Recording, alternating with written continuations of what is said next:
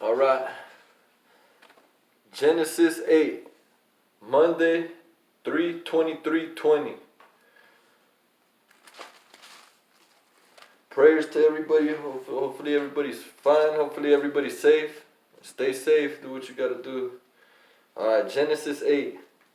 But God remembered Noah and all the wild animals and the livestock that were with him in the ark, and he sent a wind over the earth, and the waters receded.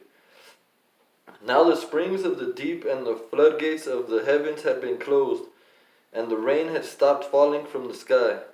The water receded steadily from the earth. At the end of the 150 days the water had gone down, and on the 7th day of the 7th month the ark came to rest on the mountains of Ararat.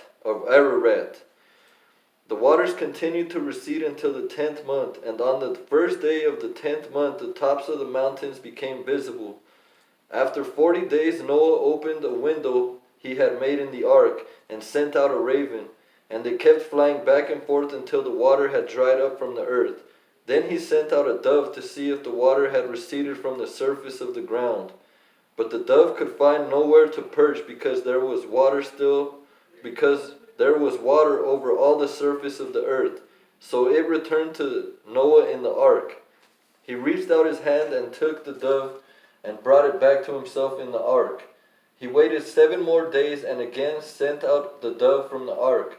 When the dove returned to him in the evening, there in its beak was a freshly plucked olive leaf. Then Noah knew that the water had receded from the earth, he waited 7 more days and sent the dove out again, but this time it did not return to him. By the first day of the first month of Noah's 601st year, the water had dried up from the earth. Noah then removed the covering from the ark and saw that the surface of the ground was dry. By the 27th day of the 2nd month, the earth was completely dry. Then God said to Noah, God said, "Come out of the ark, you and your wife and your sons and their wives. Bring out every kind of living creature that is with you, the birds, the animals, and the creatures that move along the ground, so they can multiply on the earth and be fruitful and increase in number on it." Then Noah came out, together with his sons and his wives and his sons' wives. All the animals and all the creatures that move along the ground and all the birds, everything that moves on land, came out of the ark, one kind after another. Then Noah built an altar to the Lord, and taking some of all the clean animals and clean birds, he sacrificed burnt offerings on it. The Lord smelled the pleasing aroma and said in his heart, God said, "Never again will I curse the ground because of humans, even though every inclination of the human heart is evil from childhood. And never again will I destroy all living creatures as I have done. As long as the earth endures, seed time and harvest, cold and heat, summer and winter, day and night will never cease." Alright, those are God's words, but I like this part. And that's it for today. That's Genesis 8. But I like this part. Even though, I like how he says, "Never again will I curse the ground because of humans. Even though every inclination of the human heart is evil from childhood."